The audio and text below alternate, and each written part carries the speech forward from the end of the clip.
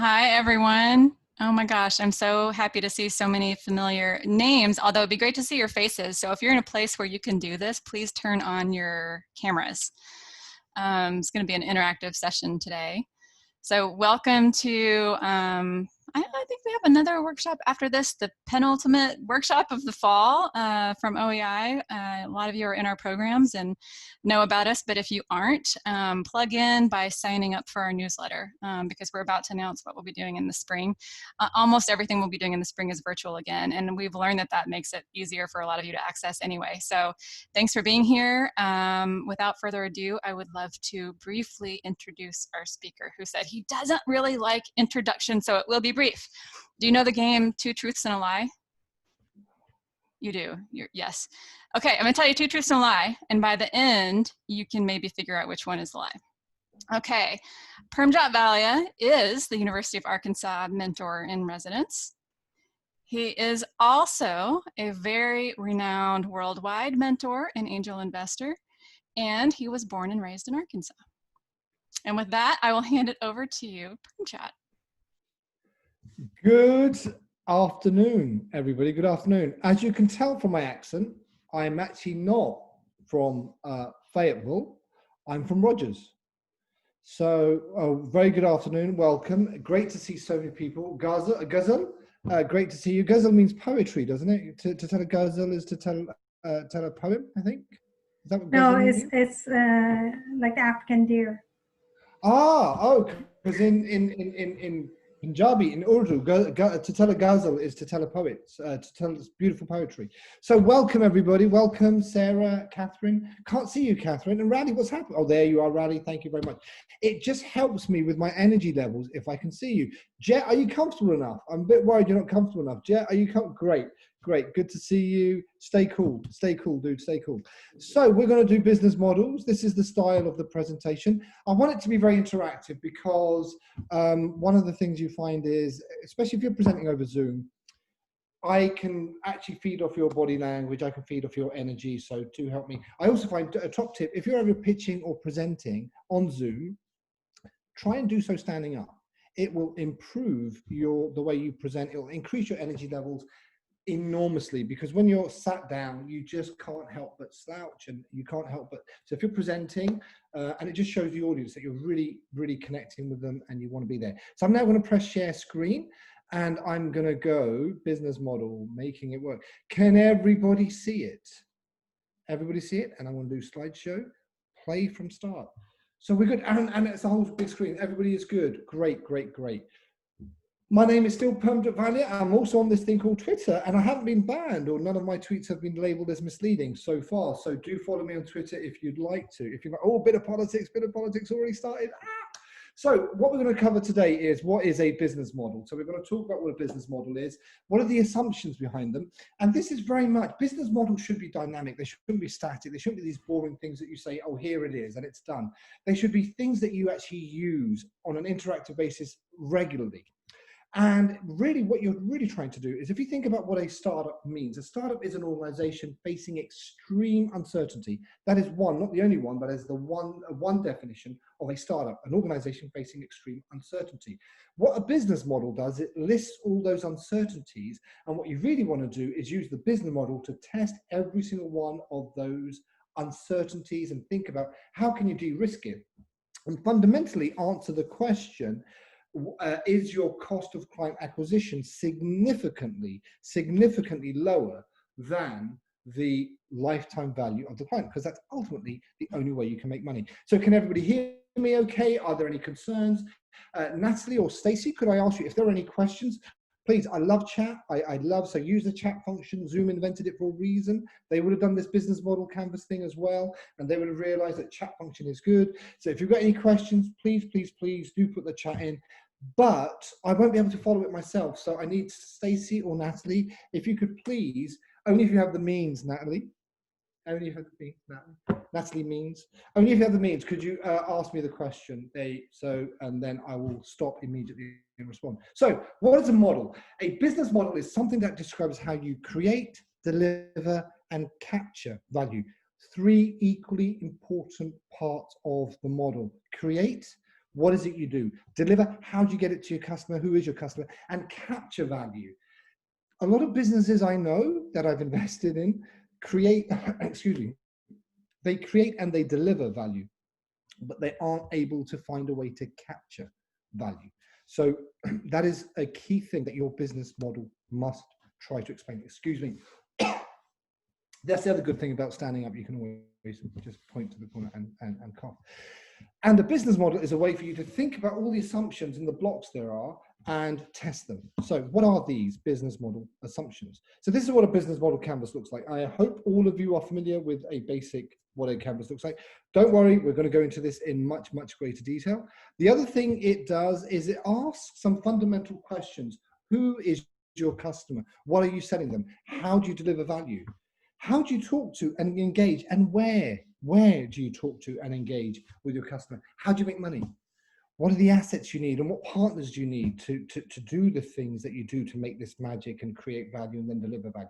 And what do you actually have to do?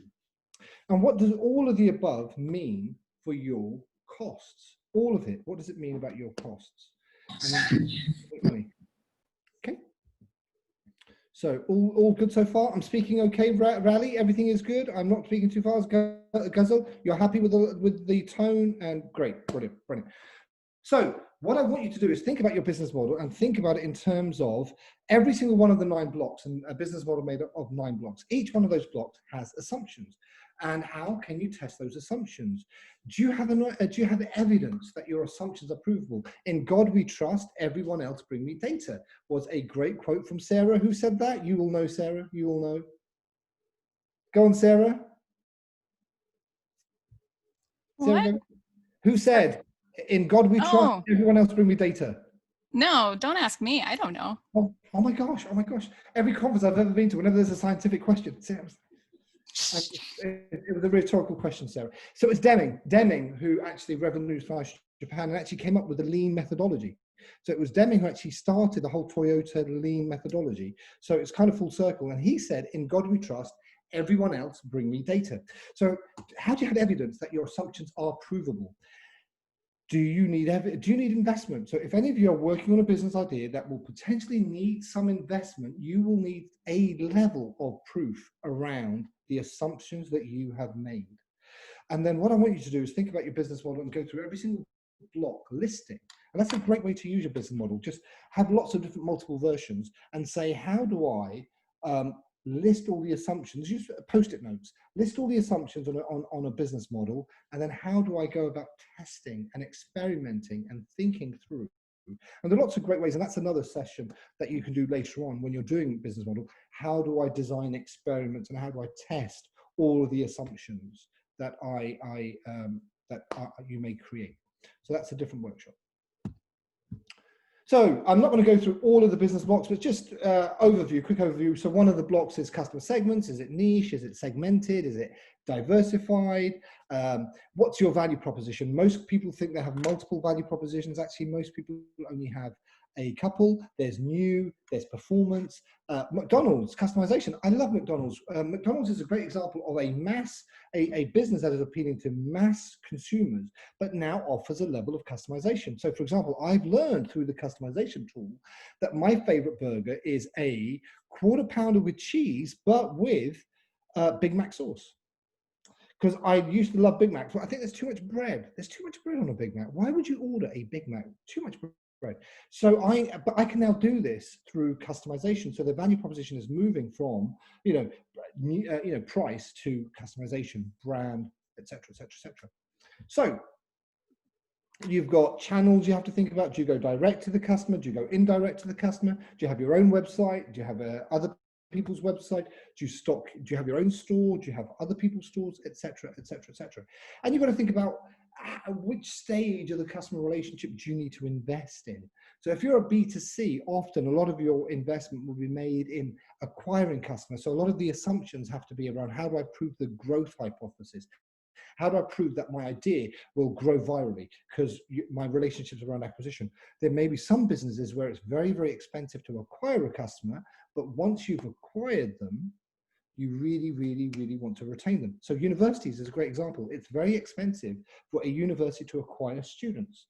And I don't know what the rules are like in the US. Here in Canada, where I'm living at the moment, in Canada, if a student drops out within a certain period of time in the first semester, the university doesn't get any fees. I don't know if that's the same in the States.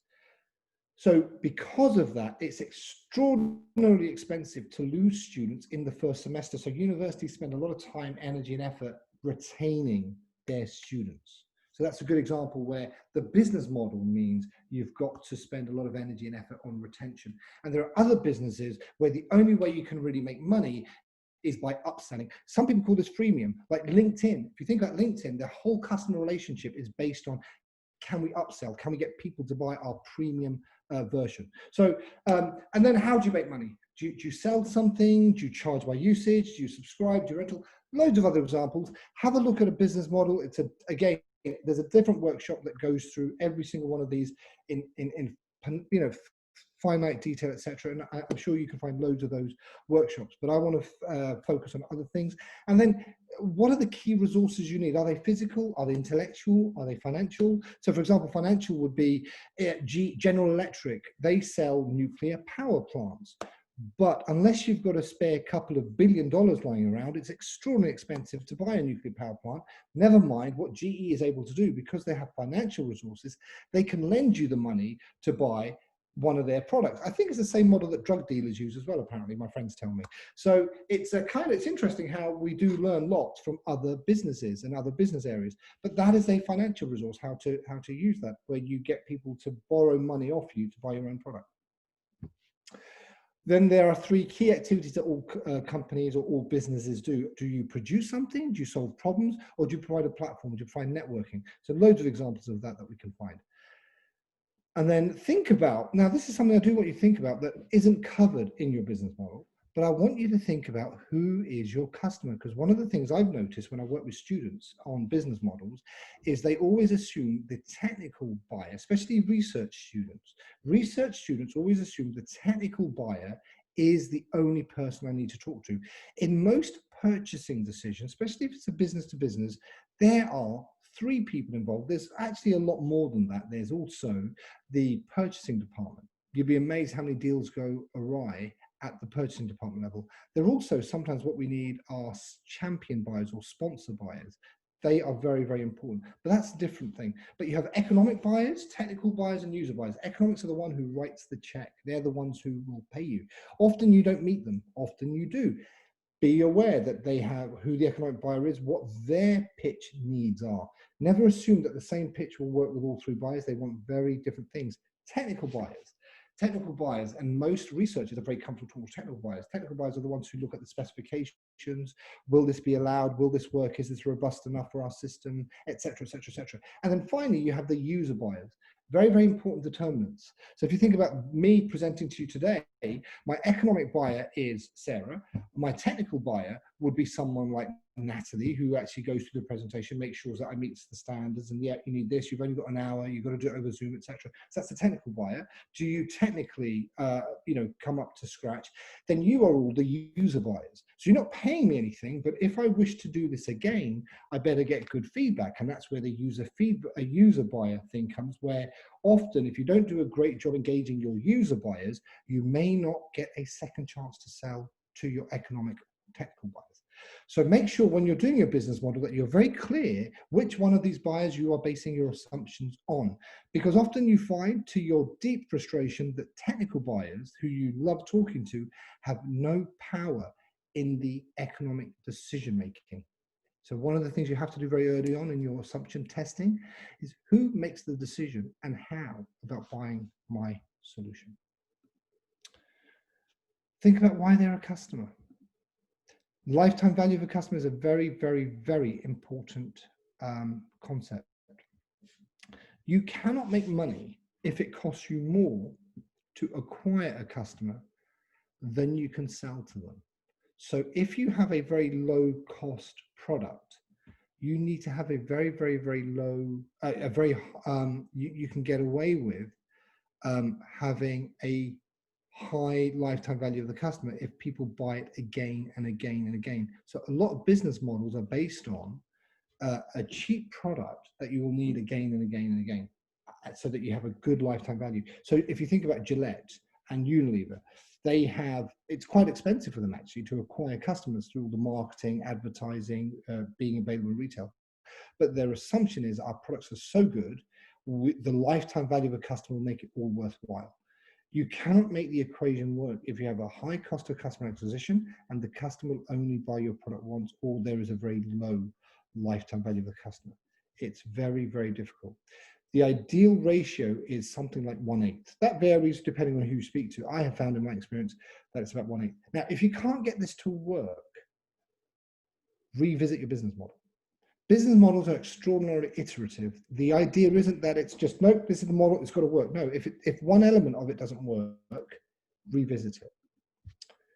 And then think about how you price. So this is the stuff that isn't covered in the business model thing, but I do want you to start thinking about, well, how do we price? Do we have a list price where this is the price if you're a retailer, this is the price if you're a student, this is the price if you're an end user, this is the price if you're related to me, etc., etc., etc. Product features, if it has this feature, this feature, this feature, then it's going to cost this. You know, cars are typically sold on the features basis. Do you want the sport version? Do you want this version? Do you want this version? Customer segment, if you, a lot of airlines charge you a lot more if you stay on a Saturday night, because if you stay on a Saturday night, they've worked out you are a leisure traveler, you are a tourist traveler, so they've worked out you are much more price sensitive. So the price of an air ticket will be a lot cheaper. That's why business hotels typically will charge you for Wi-Fi and breakfast. Whereas if you go to a cheap hotel, they won't charge you for Wi-Fi and they give you a free breakfast, because again, they have worked out that if you're a business traveler, you're on expenses, you don't really care what you're paying. If you are a leisure traveler, you're much more price sensitive. So does your pricing model depend on your ability to segment them? Or does it depend on, this is where I've clearly got the graphic wrong, volume, not volume that way, but volume as in how much do you buy of the product? So you can have, if you buy 10 units, it's this price. If you buy 100 units, it's this price. And then in reality, most prices are based on negotiation. Hotels and other things use yield management. Won't go into that. There are obviously real-time markets like the stock market, and eBay became very famous for its auctions. Are there any questions so far? No questions. Are there no questions? No questions. Sarah, Sarah Caster, if you had a question, what would your question be? Sarah Caster, if you had a question, cast a question to me, don't you, Sarah? Okay, let me think about this. Let's see my notes here. I guess I would ask if there's another way you can understand what the lifetime value of a customer, because I know you said that it was you want to make sure it's 1/8 of the long-term ratio is less than 1/8, but how would you figure out that ratio, I guess? It's one of those, Sarah, great question, and a very difficult question, because it's one of those things that you just have to make some assumptions and you have to prove the assumption. So one of the things you would do is you would get somebody to use a product once and then find out how often will they use the product, why will they use the product, what will trigger them using the product, and then make a calculated guess to begin with on what you think the lifetime value will be. There is somebody who is selling some soap that is actually made from in First Nation knowledge. So he's using this recipe that has been with the First Nation community here in Canada for hundreds of years, and he has now commercialized the soap. And this soap is phenomenal for dry skin, like phenomenal. And what he did was he gave away trial sizes, just trial sizes, because he knew that once you use the product, you'll be hooked on it for life. So he had worked out that the lifetime value will be extraordinarily high, but I've got to acquire the customer. And the only way I can acquire the customer is to give them a sample. So that's an example where he then was able to do calculations based on how often people use the soap, et cetera, et cetera, et cetera. All assumptions, all guesses. So far, his assumptions are being proven. So that's, I don't know if that helps you, Sarah, but thank you for the question. And be alert, everybody be alert. I will ask a question, and the next question will go to somebody who does not have their camera on. So if you don't want to be asked a question, you've got to have those cameras on. Got to have those cameras. So how do we test? So Sarah asked a question really relating to how do I test these assumptions? So the interesting thing about startup is progress, and this is great because we're at a teaching organization. Startups are, your progress is measured not by revenue, how many customers did you get, but units of validated learnings. What have you learned? What are you able to prove or disprove? Now, a lot of scientists are actually much more comfortable with the lean methodology than so-called entrepreneurs, because what you're trying to do is validate or invalidate something. So with every single assumption, you've got to design an experiment, but the experiment has got to be something that you can prove or disprove something. And it has to mean something. So for example, our assumption is that mothers do not like their children getting bee stings. So we went out and we asked 100 mothers who we saw walking in the park, would you agree that it's bad for your children to get stung by a bee? 99% said yes. Meaningless. I could have told you that the opposite isn't true. And if the opposite isn't true, because I couldn't find a majority of mothers who do want their children to have bee stings. So it's not you haven't told me anything. So experiments have to be proven or disproven. And the reason I used that example was there was somebody actually doing a cream for children, for babies, to avoid bee stings. And they did these theses and they did these experiments that said most people would like a cream, and actually their results didn't show that at all. They didn't show that at all, but they chose to show the survey selectively, which did show that. So you need to have experiments that can prove or disprove a hypothesis. And there are two key hypotheses that all organizations need to prove. There are lots of others, but there are two key ones. One is a value hypothesis. A value hypothesis is, will people use it? Do people actually derive value from it? And then there's a growth hypothesis. Do you know the lifetime value thing? So Sarah, very much around the questions you were asking. Will people use it, and how will they tell other people about it? So just to give you an example of Facebook did not have a business model when they went raising money from VCs. But VCs loved Facebook. And people always say, well, Facebook was around at the same time as loads of other social media companies. What was so unique about Facebook? I'll tell you what was so unique about them.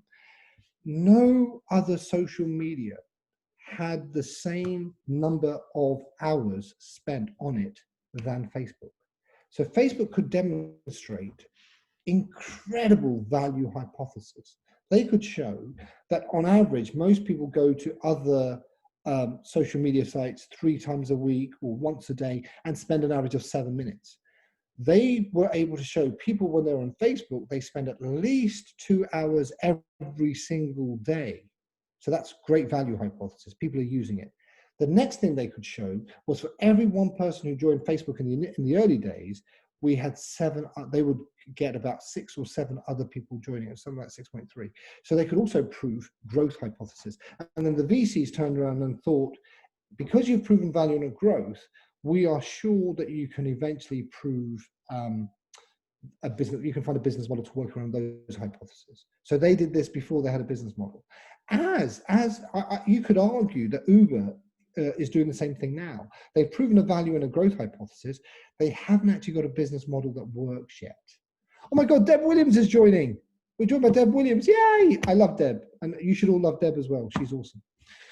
Right, so that's the lean method. And it's interesting, we're talking about lean, and who joins the call? Deb Williams. So there we go. There we go. So there are 3 key things your business model needs to answer. Every single one of your ideas can boil down to 3 key things: desirability, feasibility, and viability. And the question I would pose to you if I was teaching you business model, or if you're beginning a 12-week, 6-week course, is how do you prove desirability, feasibility, and viability? And what are these? Let's take a look. So this is how I look at it. So if you look at your business model canvas, the right-hand side is all around desirability. The left-hand side is around feasibility, and the bottom 2 are around viability.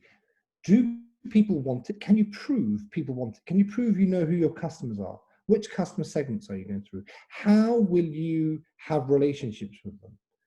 What channels will you use to reach those customers? Where, when will you meet them? How will you talk to them? What is your value proposition? Can you prove that your value proposition actually meets a defined need that your customer segments have said they have? Can you link that all? Can you test the desirability? Feasibility, can you actually, let's say, yeah, loads of customers want it. Can you prove that you can actually get it done? Can you do it? So there's the market risk, which is desirability, and there's a technical risk. If I was to open up a restaurant would face, let's say I'm opening up an omelette restaurant. I know how to make omelets. There is no technical risk, and most investors face a technical and a market risk, and that's it. Can you make omelets? Yes, I can. There is no technical risk. Do people want to buy it in that location in the quantities I need to sell it? Huge market risk. The risk is entirely market. Self-driving cars, the desirability is extraordinarily strong. I mean, the dreams I've had about how I would spend my life if I had a self-driving car, oh my God, it'd be brilliant. I don't want a self-driving car. I want a self-driving recreational vehicle. That's what I really want, because I want to go to Arkansas in an RV and just self-driving all the way with a kitchen and just sleep and just, it doesn't matter that it's going to take me 3 days to get there. It's going to be a wonderful 3 days. So that we know there's strong desirability for self-driving cars, but the risk is entirely technical. Can it be done? Can you assure me that the key partners are in place? What are the key activities you can do? Do you have competence? Do you have the ability to get that done? What are the key resources you need? Can you get hold of them? And then finally, can you make money doing this? On the left of the bottom is the cost structure, and on the right is your revenue streams. How will you actually make money from this? So have a think about those. Now, most people focus on, and when you do customer discovery stuff, and when you go through the ICALL program, if some of you do, the ICALL program really focuses you on desirability, because a lot of the ICALL program is around scientists and researchers who have figured out the feasibility, and often they have a solution looking for a problem. So what you really try to focus on is the desirability aspect. So normally, traditionally, it may not always work. You go with the desirability first, then the feasibility, and then finally the viability. Any questions, any comments, any observations? Sarah, do you want to add anything? Have I said anything that goes against your teachings at the great institution? No, I'm typing down every word. Like, I need to say it that way. There is a question from Narmeen. And Narmeen, I don't know if you're in a place where you can speak up, unmute yourself, or if you'd rather us just read it from the chat. She might not be. So she basically is asking, and this is a really interesting question. Does it look good to your customer to change your business model as you grow? So you're talking about iteration as you get feedback. How does that look to your customer if you're changing? Oh, great, great. You show me someone who hasn't changed their mind. I show you someone who hasn't learned. One of my favorite philosophers is Nietzsche, and Nietzsche said, principle is the enemy of reason. So Natalie, I'm going to have a discussion with you, and then you say, yes, but to me, this is a matter of principle. Well, there's no point us discussing it anymore, is it? Thank you, goodbye. Because, you know, reason and principle are diametrically opposed often. So great question.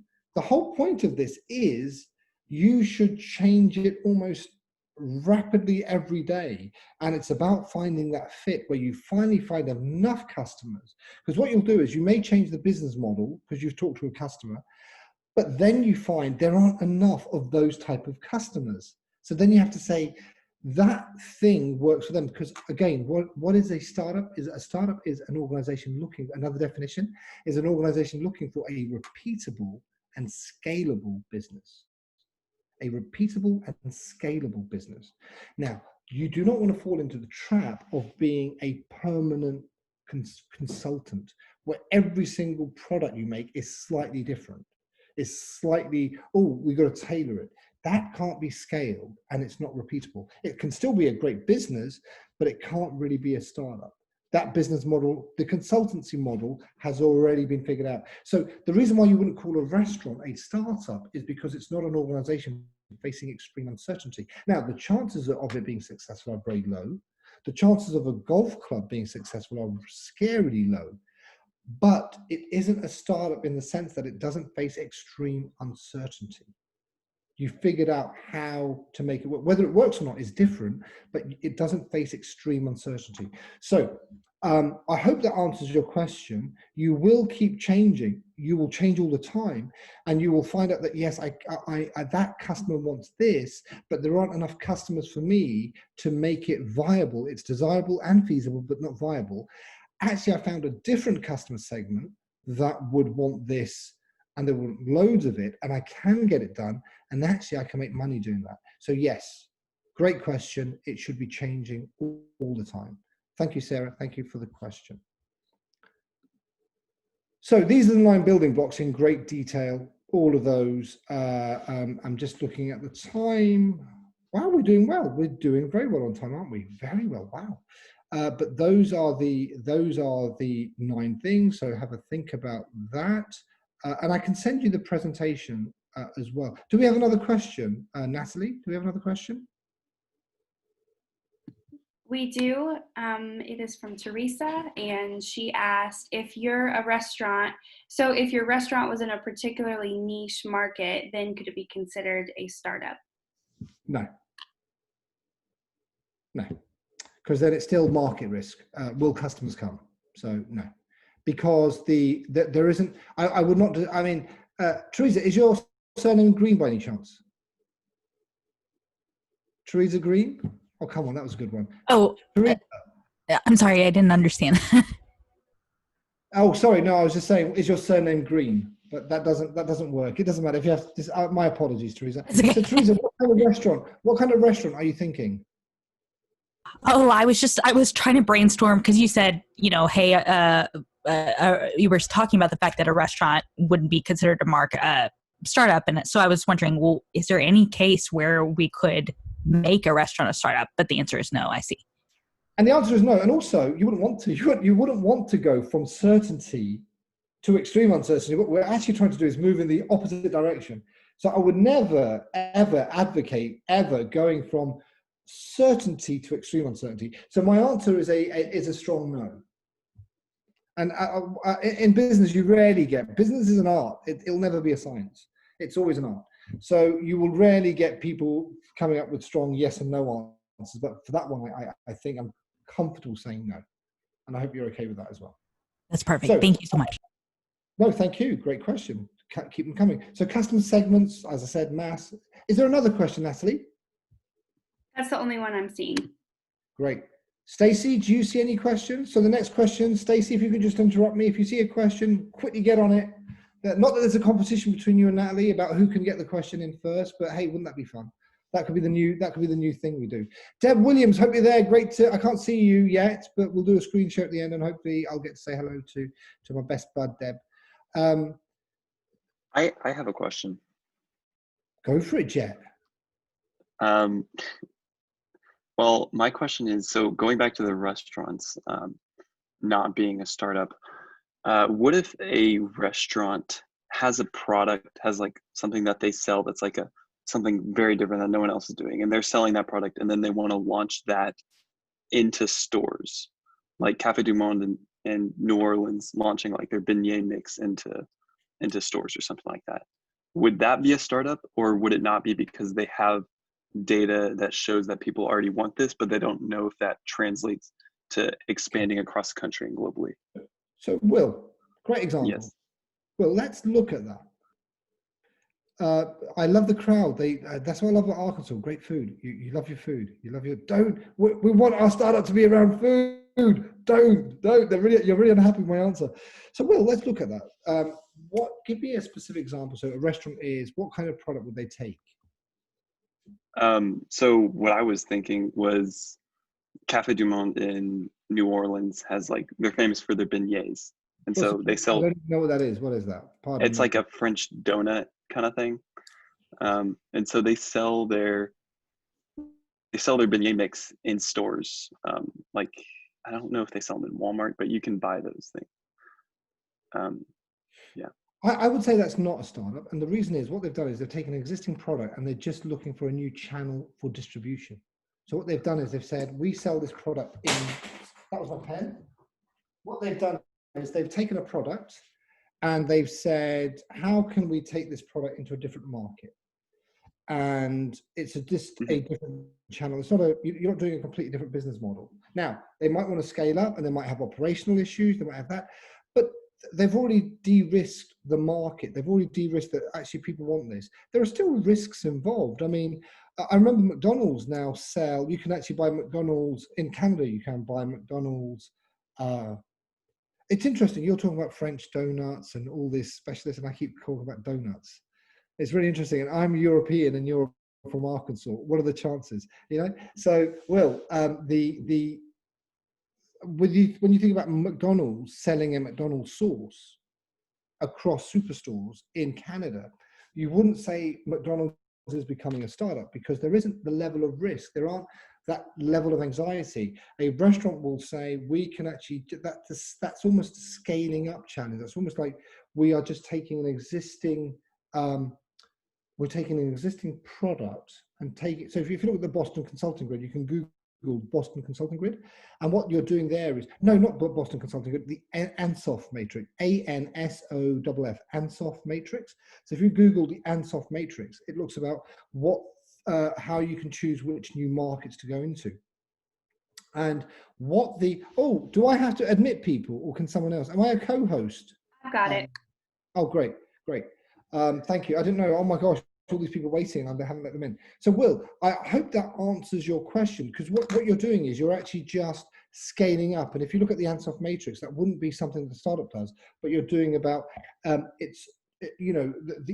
the left-hand side, from memory, on the left-hand side of the ANSOF matrix, you've got new markets, customers, and on the other side, on the bottom axis, you've also got new markets and customers. So if you go for a new market and a new customer, that is the highest risk you can do. That's not what this restaurant is doing. What the restaurant is doing is going for a same market but new customers, if that makes sense. Mm-hmm. So that's why I would say it's not a startup. Okay. So in that same way, then, like McDonald's, going to your example, introducing the McGriddle, which never existed before, introducing that is not a startup because it's same customer. Yeah, it's just new products. Okay.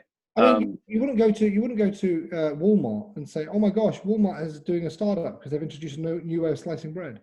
You just want it's different. It's the same product, it's a different product to the same customers in the same market. Okay. And then my final question, something like TurboTax, being able to scan your tax with your phone, being able to scan like your W-2 and it automatically filling out your, I think it may have been the lean startup, but I think it was the Innovator's Dilemma. He uses that as an example of a startup in an existing business. He calls that a startup. But if that is the same customers, because everyone has to do their taxes, is that a startup? Well, let's have a think about that.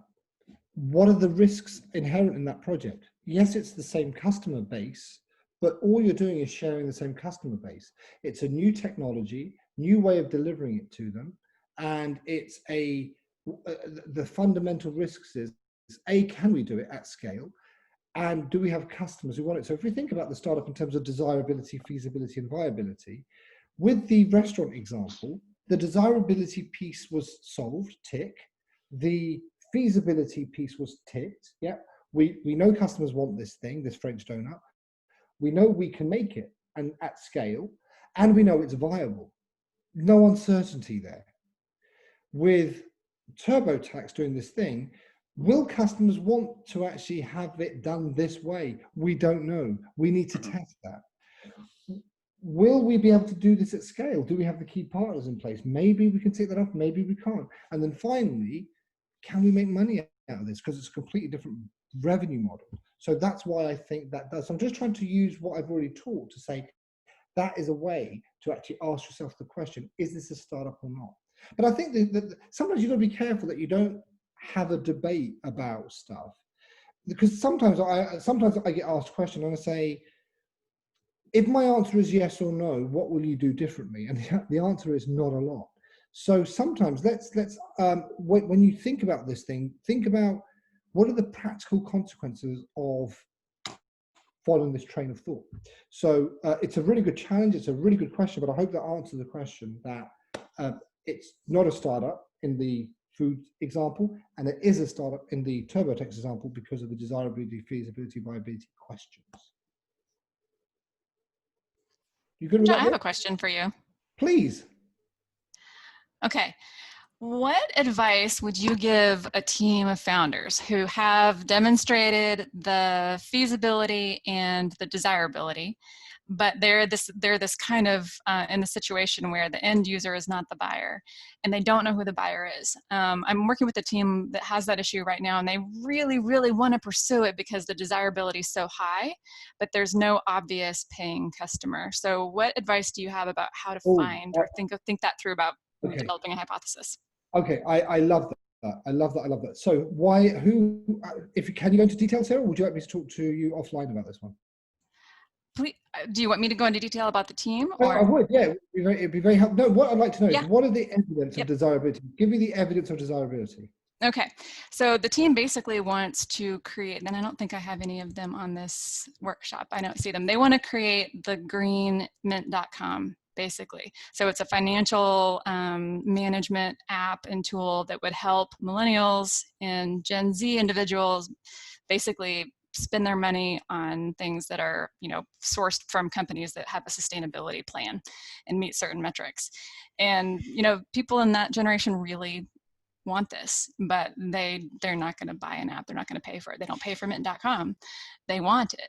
So their question is, how could we go about exploring, is there a paying customer for this? I have given them some ideas. I want to hear your ideas. Okay, so to me, it fails the desirability test because a business model at the very beginning, first thing I said was create, deliver, and capture value. What they've done is demonstrate they can create value and they can potentially deliver value, but they have no way of capturing value. So it would fall outside the realms of a business model. Now, what they could do is they could charge a listing fee for companies to be, and it could be a consultancy fee that we have to certify, verify that you are indeed green minted.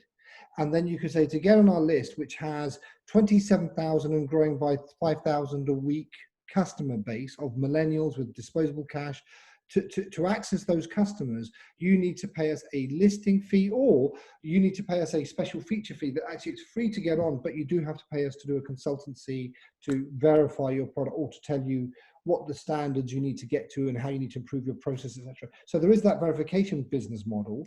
And then there could be a listing fee, and then there could be a advertising within the listing fee. So there are ways to do that, but if they can't come up with a way of capturing value, I would say they haven't passed the business model test. Oh no, they definitely haven't. Yeah. That's a good idea though. I'll pass that along. Thanks. My absolute pleasure, my absolute pleasure. Any other questions? I actually really do enjoy the interaction more because I think a lot of people can do lectures, but I think what I really love doing is having these discussions. And what I love about this is some of the questions I gave you, Will, were my opinions. I may have expressed them very forcefully and somebody else may have a different opinion. That's okay. That's okay. So I hope you are happy with that answer. Stacey, do we have some questions? You do. You have one more for both you and Sarah. How does online marketing targeting work in that model, as online advertising can generate revenue? That's from Teresa. Sarah, over to you. Well, when you say in that model, Teresa, what model are you referring to? Okay. Well, I was just listening to both of y'all speak, and so you were saying, it's hard to identify sort of a customer that has like sort of dollar value, if that understanding is correct. Yeah. And so then I was thinking, okay, well, what about, okay, so you've met this threshold of viewers. Mm-hmm. Yeah, right, like YouTube. And so revenue generated. Long story short, you can generate revenue that way, just not enough to pay for software development. The expenses of the business are much greater than the revenue you would generate through advertising. And that's true for most, not all, but most software products. So, generally speaking, you're going to need to find a more promising payer and then, supplement your revenue stream with marketing. often. Now, selling data is a whole other thing. So that's the direction I kind of pointed them in. And we won't go into detail because we could go into a wormhole, but the team doesn't want to do that. It's against their principles, which I completely understand.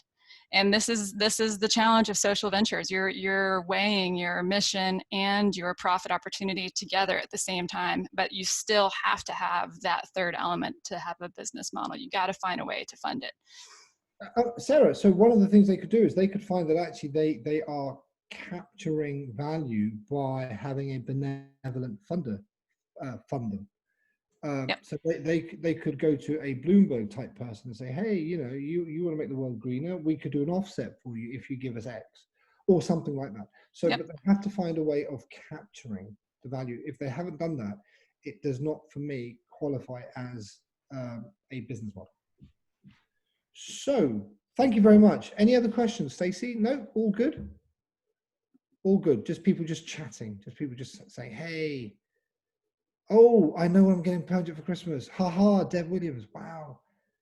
Wow, great. Teresa, thank you very much. So I'm from Atlantic Canada. So I've gone with a pink salmon on the right-hand side, a light blue on the customer desirability seat, an aqua blue, which is the ocean. We have lots of ocean in Canada, and lifeguard orange on the cost structure and revenue stream. So what I'm saying is on the left-hand side, and I've actually got some questions that you could ask to test some thesis. So the blue, which we're going to focus on first, is around the desirability. So the blue bit is desirability, orange bit is viability, and the pink is feasibility. Okay. So what I really want you to do is desirability. What assumptions do you have about who your customers are? So Will, this may be where you could challenge me on the idea I had about the French donut thing, which is, and a French donut, it sounds like an oxymoron. It really does sound like an oxymoron, French donut. What assumptions do you have about your customer segment, about who your customers are? What assumptions about the relationship you will need? So Sarah, that again, these are great questions that the Green Mint team could ask themselves. What assumptions about how you'll be in touch with your clients? And then critically, what is your value proposition? And again, Sarah, I always get very nervous if people can't find who the economic buyer is, because a value proposition has to be linked to some pain, and you have got to be able to create gain, and that gain is sometimes called a value proposition. So if you can't identify somebody who's willing to pay for that pain to be removed, it's an irritant rather than a pain. So again, it's a really good example for us to use. But what you're looking is, what is your value proposition? So think about that again, how you test. How do you test all of these things? Then you think about the next set, which is feasibility, which is, these are the kind of questions you need to ask. What are the main things you need to do? Which partners do you need? And do you have those partners? If you're looking for investors, some of the due diligence they will do is, prove to me that you have those partners in place. Prove to me. So Will, if there was a separate startup, if you and I go into business to sell this person's French donuts, we go into business. The key thing we will want to know is making sure that that agreement we have to make under license, under the brand, their product is watertight. I don't want to start a business knowing that actually they could revoke that at any time. So what partners do we need? What resources will we need? Can you actually get it done? And how much money do you need? And where will you get that money from? And critically, can you get the resources? I'm always in due diligence. You're always asking questions around feasibility, because you're hopefully at feasibility, at investment stage, you've proved the desirability. So is it sustainable? So what is your cost structure? What assumptions are you making about revenue? How often they'll pay, well they'll pay? What are the risks in your revenue model? Very, very critical question for you to ask. How robust is your financial planning? How do you test the costings? How many times have we invested in startups that, oh yeah, I thought as soon as you invested, actually I've learned from the customer, the person I want to buy the product from, that they want to charge me a lot more, and actually the customers want to pay a lot less. Happens all the time. If your pricing structure is creative, crazy, and novel, that's risky. So then you would need to give me evidence that people are willing to work with that new crazy structure. So what does the existing structure industry look like? So again, so what the business model does is the business model breaks down all of those assumptions into 9 blocks that you saw in the business model. You need to test every single one of those assumptions. You have a hypothesis, sometimes several, for every single block. You need to spend a lot of time designing and thinking creatively about experiments. And there's some really great experiments you can do, really great experiments. And maybe if we have time, which we do, we can talk about that. And you need to be able to prove or disprove your hypothesis.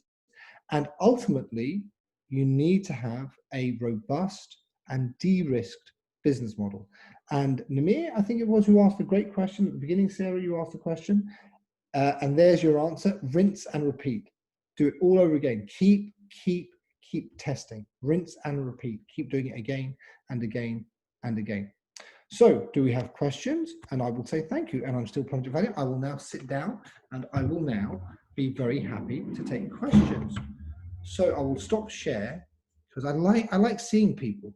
I like seeing, yay, great, I can see everybody now. Yay, Deb Williams, wah! I